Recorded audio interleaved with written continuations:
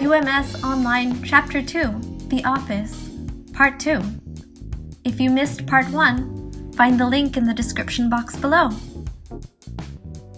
3 hours later, Marinette leaned back in her chair, giving her eyes a break by gazing out at the presentation hall beyond her cube's glass walls. There was a review going on several stations down, but otherwise, not too much activity. She was used to long hours in front of a screen, but with the new environment, curiosity was bursting in her chest. It was lunchtime, and she was itching to check out the lounge Tiki had pointed out between the atrium and the orange wall, grab a cup of coffee, and share the macarons she had completely forgotten about amidst all the excitement of that morning. Stretching, Marinette grabbed her lunchbox and the box of macarons and headed for the lounge. It was a medium-sized room set up like a cafe with a refreshment bar stocked with small snacks and instant noodles. Tiki had explained that everything was available on the honor system. There was a small box to place monetary contributions into. There was a Keurig machine and a vast assortment of coffee and hot chocolate flavors. Several tables were set up around the room. Since it was past the usual hour for lunch, the lounge was deserted except for one person, a tall man with light brown hair pulled into a ponytail at the coffee bar, filling a cup. Marinette smiled to herself, an opportunity to make a friend. She sidled up to him, grabbing a cup for herself.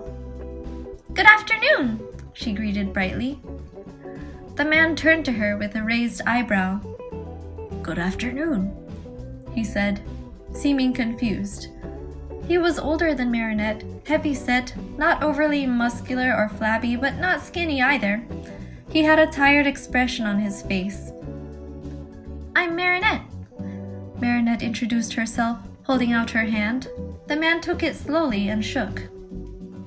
"I just started an internship here. Nice to meet you." "Guillaume," the man responded gruffly. "Are you the new design intern I heard about?" "I guess that's me," Marinette responded sheepishly. "Are you a designer?" she guessed. "Yes," Guillaume answered. He retrieved his now full mug of coffee from the machine. Not very talkative, apparently.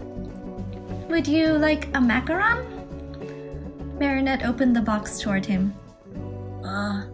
Sure, I guess." Guillaume took one of the cookies. Peach. He took a bite, and a small smile tugged at the corners of his mouth. Yep, that was the reaction Marinette was waiting for. Pleased, she retracted the box and went for another question, sliding her own cup under the Keurig machine. "How long have you worked here?" 10 years. "Wow, that's a long time!" So he must have worked on the previous UMS games too. Respect bubbled up in Marinette's chest. She secretly pinched her arm behind her back to check if she was dreaming. Was she really in this building talking to these people? "Do you play too?" Are you kidding me? Marinette mentally facepalmed. What was she thinking asking that? Of course he played. Great! Now she had made herself look like a lame fool as a first impression. Why is it so hard to be cool? Okay, face it, Marinette. You're not cool. Marinette's mental freakout was interrupted by Guillaume's elaboration. Of course not. Who has time to waste? Marinette gaped. You think it's a waste of time? Well, yeah. His mouth stretched slowly into a condescending grin. You might have it easy now, little lady, but the boss's deadlines barely give us time to breathe. But how can you design if you don't experience what you're designing for? That's what user feedback is for. An indignant flush rose to Marinette's cheeks. Guillaume was looking at her as if she were foolish and naive, but she felt deeply irked because she didn't agree. She countered bluntly. It's the responsibility of the designer to empathize with the user and anticipate what they want and need. I think the best way to do that is to play the game. Guillaume snorted. Go ahead and rationalize your gamer tendencies now. but work here a little longer and you'll come to your senses. Marinette huffed in annoyance. We'll see about that, she muttered, mostly to herself. Guillaume just chuckled and settled himself at a table with his cup of coffee, pulling out his phone. So he has time to leisurely sit and drink coffee, but no time to play the game that he designs for? What kind of stuck-up, arrogant... Marinette took a deep breath, calming herself down. She was not going to get angry on her first day of work. But that didn't mean she had to stick around here with that smug Guillaume. Consciously smoothing out her face, she grabbed her cup of coffee and whirled around to leave. And walked straight into someone. As if in slow motion, she watched coffee explode from her hand, all over someone's brilliant white button-down dress shirt. She hissed as it splashed on her own exposed arm, and the person she had collided with jumped back in shock. I'm so sorry! Oh my goodness, are you okay? Marinette shrieked, running to the coffee bar to put down the remainder of her coffee, which she had mercifully kept from spilling completely, and grabbing napkins. The other person was tall, blonde, and undeniably good-looking, even though his face was currently twisted with a grimace of pain. Guillaume was on his feet, rushing out the door. I have an extra shirt, Mr. Agreste. Nothing fancy, but you can change into it. His voice trailed down the hall as he ran. Mr. Agreste? This wasn't Gabriel Agreste, CEO of Agreste Co. Marinette knew that face. And he was young, probably her age. So he must be... I'm sorry, the man apologized, giving a strained but sheepish smile as he pinched the coffee-soaked shirt away from his skin. I didn't mean to sneak up on you. No. Why are you apologizing? It was totally my fault. I am so sorry. You're not burned, are you? Marinette's heart was in her throat. This had to be the biggest faux pas she had ever committed in her entire life. And that topped tripping over the bride's train as a young flower girl and causing a domino effect that had ended with the guests scrabbling around on the floor to locate the rings that had rolled off to who knows where. Maybe. At least no one had gotten hurt that time. I'm fine, the man said, his smile becoming more relaxed.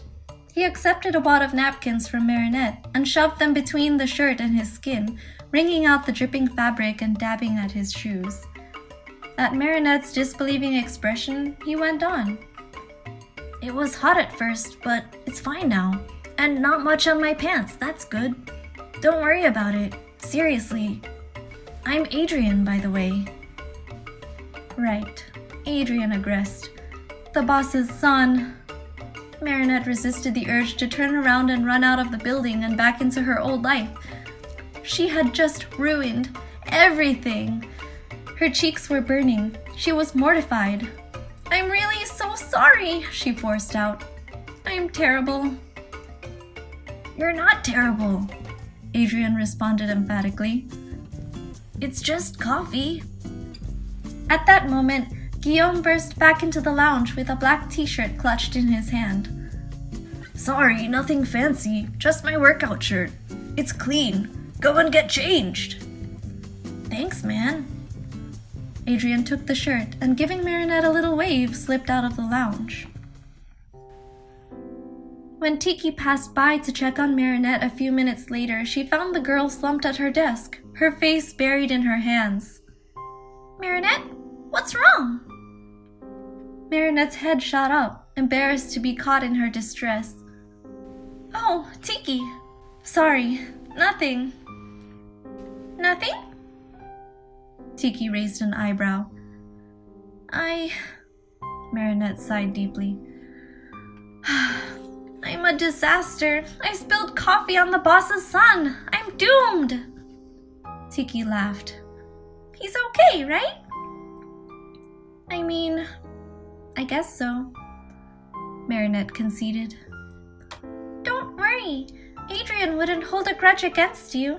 He's a sweet boy. From the way Tiki spoke about him, Marinette realized she must have seen him grow up while working at this company. Though feeling slightly comforted, Marinette sighed and put her face back into her hands. I'm such a klutz. Tiki's warm hand patted her back consolingly. Marinette felt it shake, as if Tiki were laughing silently. Don't worry, Marinette. Marinette had another visitor before the end of the day. As she was gathering her belongings and buttoning up her winter coat, a familiar blonde appeared at the end of the hall. Marinette had a strong temptation to switch on her mirror wall to hide, but she resisted and pretended not to notice as he began to obviously approach her cube. A pit of dread burned in her stomach. His smiling face was at her door. He was waving. She couldn't ignore him anymore. Marinette forced a smile on her face, but her cheeks and neck flushed deeply with humiliation. Would it be pushing it too much to apologize again? Yeah, probably. She pulled the door open and forced out a cheerful voice. Hello, Mr. Agreste. Just Adrien, please. Mr. Agreste is my father. So... He rubbed the back of his neck. He was wearing Guillaume's black shirt, which was big on him, and combined with the gesture, it made him look like a kid, though he was surely in his mid-20s like Marinette. I never got your name. I figured you were the new design intern, so I came here to see if I could catch you before you left. Why was he being so nice? Marinette was flabbergasted. I'm Marinette. Pleased to meet you. They shook hands briefly. I'm sorry again, Marinette blurted out. No more apologizing, Adrien said firmly, but winked to soften the blow. That's what bleach is for. Anyway, it's just a shirt and some coffee. No big deal. Marinette nodded and gave a weak smile, but she still felt uneasy. Adrien grinned. So, I guess I'll see you around. With those words, he gave another small wave like before and disappeared down the hall. Once he was gone, Marinette smashed her face into her hands for a third time. Ugh. Well, at least he didn't seem mad. Things were going to get better, right? Thank you for listening to UMS Online Chapter 2. Don't forget to subscribe for future updates to this story.